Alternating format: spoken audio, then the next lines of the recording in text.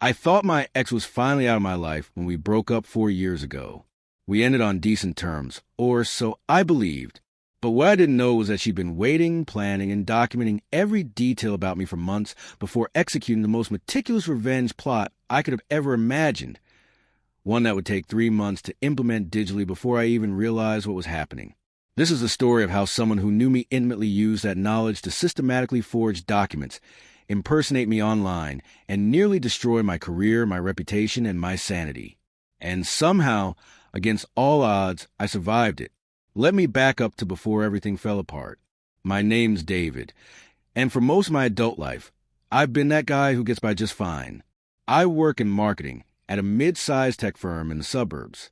I have a decent salary, a one-bedroom apartment that overlooks a mediocre parking lot, and I hit the gym maybe 3 times a week when I'm feeling motivated. Nothing spectacular, nothing terrible, just existing in that comfortable middle zone where life happens without drama. That was my reality for about 4 years. Safe, predictable, boring. Then, completely out of nowhere, Sarah texted me. Sarah was my ex-girlfriend from way back. We dated for 3 years, and honestly, the breakup had been pretty amicable. We just grew apart. We wanted different things. Neither of us had cheated or done anything catastrophic. We were young, we changed, we moved on. Or at least, that's what I thought had happened. Her text was casual. Hey, how have you been? It's been forever. I responded politely but without much enthusiasm. I wasn't interested in rekindling anything, and I didn't really feel like dredging up the past. So I kept my response short and friendly, wishing her well, and I honestly expected that to be the end of it. It wasn't. She didn't respond, which was fine by me. I forgot about the whole thing within an hour. 2 weeks later, my boss called me into his office. I remember walking in and noticing immediately that he looked uncomfortable. He was sitting behind his desk, which he normally doesn't do when we talk casually. He usually comes around and sits on the edge like we're buddies. But this time there was distance. Formality. He was holding a printed email, and he slid across the desk toward me. Did you write this? He asked. I picked it up and started reading. My stomach just dropped.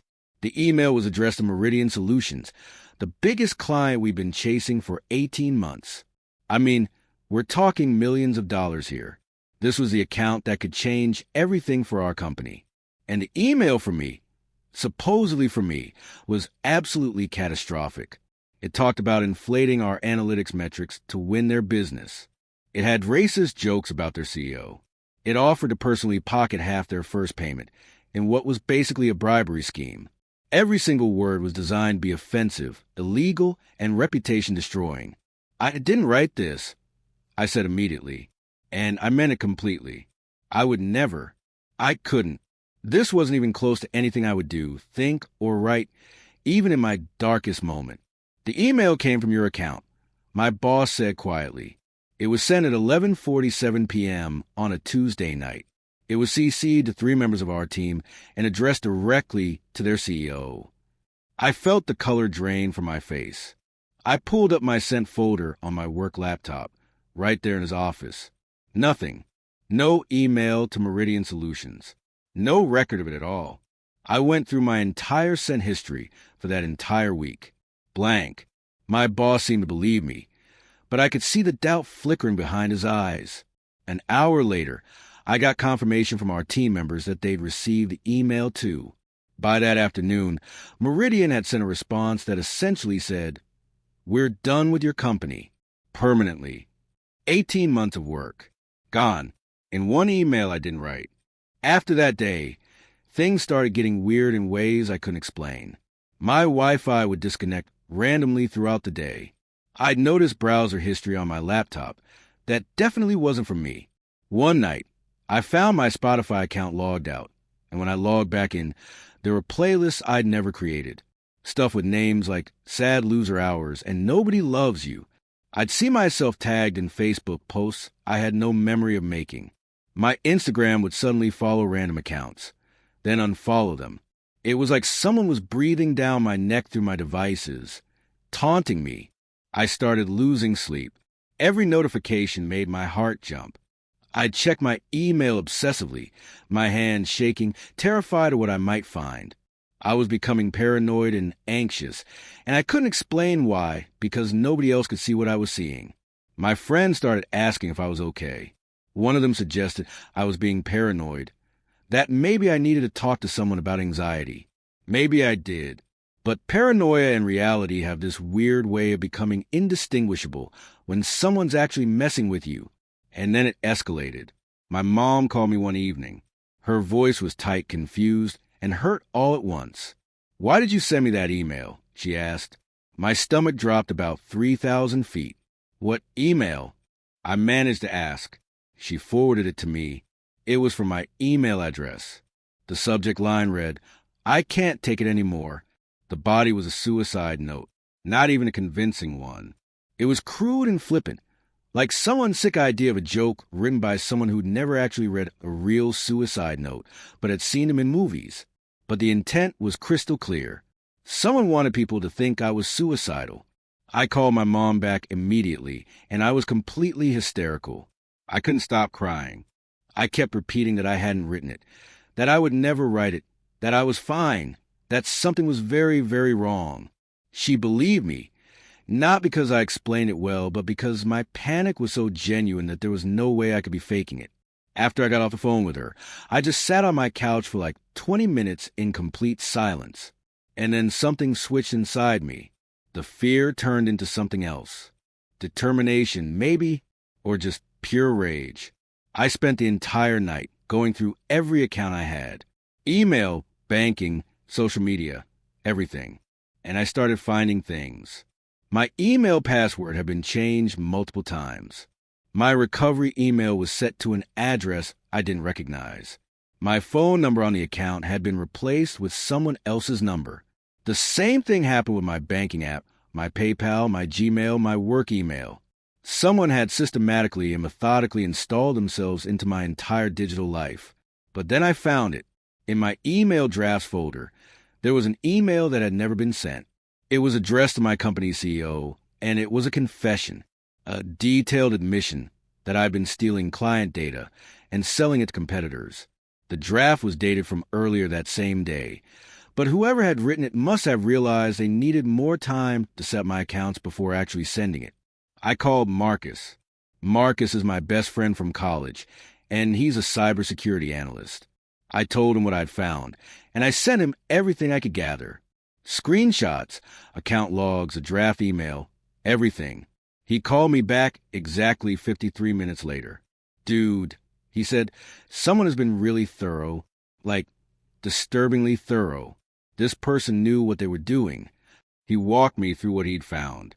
About 3 months ago, someone had sent me a phishing email. It looked legitimate. It was designed to look like it came from my college alumni association. The email mentioned specific details about my time there, about my dorm, about my major. It asked me to verify my account information by clicking a link and entering my password. I didn't remember that email. I probably deleted it thinking it was spam, but it had worked. Once you entered your password, Marcus explained, they had it. They used that to access your actual email account. And then they installed remote access software on your laptop. It's sophisticated stuff. Enterprise level, honestly. This person didn't just wake up one day and decide to hack you. They planned this. I asked Marcus who would have that level of skill and that kind of personal knowledge about me. "Someone who knows you," he said simply, "or at least someone who knows a lot about you. Whoever sent that phishing email knew details about your college that would make you trust it." And just like that, a name popped into my head. Sarah. I reported everything to the police the next morning. I went to the station. I had physical documentation of everything. I had a tech expert ready to back up my claims. And I thought maybe, just maybe, they'd take this seriously. They didn't. I got a case number. I got a detective who seemed vaguely interested, but more than vaguely overworked. He said they'd look into it when they had time. When they had time. Right. Because identity theft and systematic digital fraud are apparently low on the priority list when there are other crimes happening. So I decided I wasn't going to rely on them. Marcus and I spent an entire weekend securing all my accounts. We did factory resets on my laptop, changed every single password, enabled two-factor authentication on literally everything that had the capability, and installed comprehensive security software. But the real work came next. The malware they installed left logs, Marcus told me. Thousands of them. We could see everything they did when they did it and where they were doing it from. We pulled those logs. And I mean, we really pulled them. We spent nights going through thousands of entries, documenting IP addresses, timestamps, which account where access what was changed. We screenshotted everything. We organized it all into a timeline.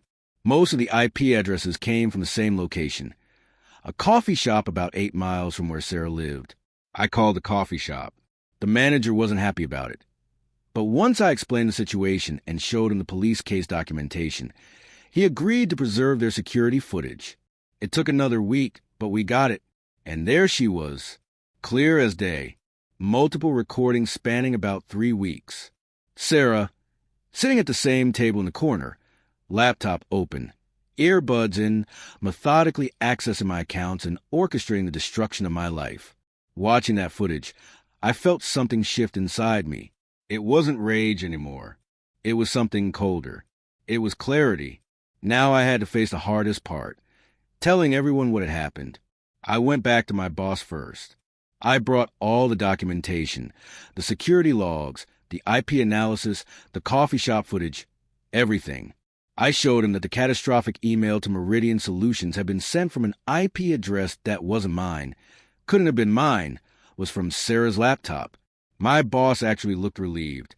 He'd been worried about my judgment and my competence. Now, he just looked concerned for my safety. And then something amazing happened. He apologized, not because he'd done anything wrong, but because he felt bad that I was dealing with this. I had to contact Meridian Solutions next. I had to explain the entire situation to the company whose CEO was supposedly the target of racist jokes in an email I didn't write. It was humiliating. But when I provided them with the cybersecurity documentation and explained that my accounts had been compromised, something shifted. They were actually impressed by how I handled it. They actually felt bad about pulling out, and they ended up giving us another chance to pitch. This time, we won the account. I had called my mom, my sister, and a few close friends and explained that the suicide note email wasn't real, that my accounts had been compromised, that I was safe. That was a whole different level of conversation that I wasn't prepared for emotionally. I hired a lawyer, Robert Chun. He was a cybercrime attorney, and he was aggressive in a way the police simply weren't being. Robert filed a much more detailed police report. He organized all our documentation into something that looked official and damning. He also sent Sarah a cease and desist letter, basically telling her to back off before things got worse for her. And he filed for a protective order, which was granted immediately. Sarah's lawyer responded by denying everything, according to her legal representation. Sarah had been out of the country when some of the crimes occurred. He claimed she had an alibi. It was all designed to create doubt. But Robert wasn't playing games. He subpoenaed the coffee shop security footage. And suddenly, her alibi didn't matter much anymore. There she was, video evidence. Clear as day, sitting in that coffee shop over multiple dates, her face visible, her laptop screen occasionally showing recognizable parts of my email interface. Once we had that, everything changed. Sarah was charged with unauthorized computer access, identity theft, attempted defamation, and wire fraud. The prosecutor actually got interested now. The evidence was overwhelming. There was no way around it. The trial took 8 months. People don't really talk about this part. They talk about the investigation, the trial, the verdict, but nobody talks about what happens to you while you're waiting for justice. Those 8 months were the hardest of my life. I had panic attacks for absolutely no reason. I'd be sitting at my desk at work, just doing normal things, and suddenly I couldn't breathe. My chest would get tight. I'd be convinced something terrible was happening. I couldn't sleep for more than a few hours at a time. I'd wake up at 3 in the morning, heart racing, convinced someone was accessing my accounts. I became hyper-aware of every single digital interaction, every email notification, every text message, every social media alert. I'd scrutinized my accounts obsessively, looking for signs of compromise. I started sleeping with my laptop closed and put in a separate room because I couldn't stand looking at it. I thought constantly about how thoroughly Sarah had violated me, how deeply she'd been in my life without my knowledge, how she'd known me well enough to manipulate me in such sophisticated ways. The betrayal of that knowledge being used against me was almost worse than the crimes themselves. I was angry all the time, angry at Sarah for doing this, angry at the police for not helping, angry at myself for falling for the phishing email in the first place, angry at the world for being the kind of place where someone could do this to another person. And I was scared, constantly, persistently scared. But then something happened that changed everything. I finally decided to talk to a therapist. Her name was Dr. Williams, and I didn't have high hopes for it. I thought therapy was going to be this thing where I just relived my trauma over and over again until I was sick of hearing myself talk. But Dr. Williams was different. During one session, about 4 months into the trial, I was doing what I always did, talking about what Sarah had done, how she violated me, how I couldn't believe she'd been capable of this level of premeditation. And Dr. Williams stopped me. "David," she said, "Sarah spent 8 months of your life with you, but you're about to spend the rest of your life letting her spend time with you in your head. That's the real victory for her, not the legal case, not the charges. You, right now, thinking about her constantly, worrying about her next move, giving her your attention and your energy. That's what she wanted." I remember just sitting there, not saying anything for like 2 minutes. "So what am I supposed to do?" I finally asked. "Just forget about it?" "No," she said, "but you have to decide when you're going to stop letting her live rent-free in your head. The court case will end. The verdict will come.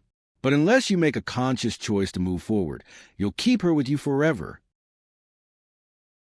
The trial ended 8 months later. Sarah was found guilty on all counts. 3 years in prison, a substantial fine.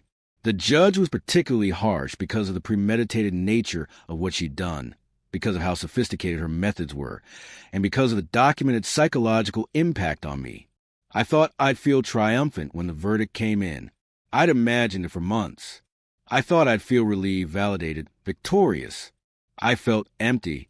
I just sat in the courthouse, listening to the words guilty echo around me, and I felt sad. I felt sad for Sarah, even after everything she'd done. Sad that she'd spent so much energy trying to destroy someone she once loved. Sad that it had gotten to this point. Sad for both of us. That wasn't the ending I expected. But maybe it's the ending I needed. The present. It's been 6 weeks now since the verdict. I'm in a better place. My accounts are secure. My reputation at work has been completely restored. In fact, my boss promoted me about a month after the trial ended. The company appreciated how I handled the situation, and Meridian Solutions has become one of our biggest clients. But I'd be lying if I said I was completely back to normal. I still jump at email notifications sometimes. I still check my accounts more than I probably need to. I still see my therapist every other week. I still have moments where I'm paranoid, where I think maybe someone's accessing my stuff again, even though I know that's not rational. But I'm also recognizing that what happened to me wasn't my fault. It was premeditated.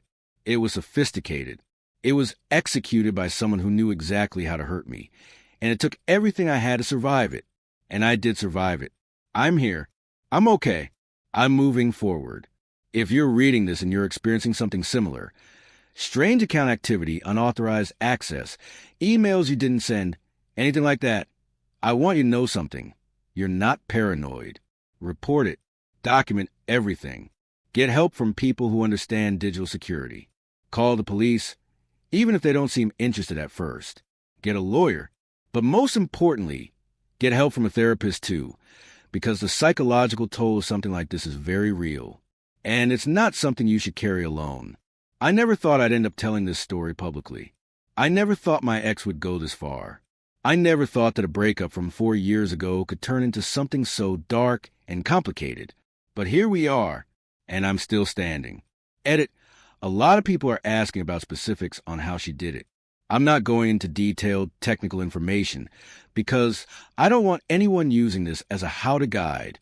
But I will say it started with phishing, involved remote access software, and required methodical planning. If this is happening to you, work with actual cybersecurity professionals who can help you properly. Edit 2. People keep asking why Sarah did this.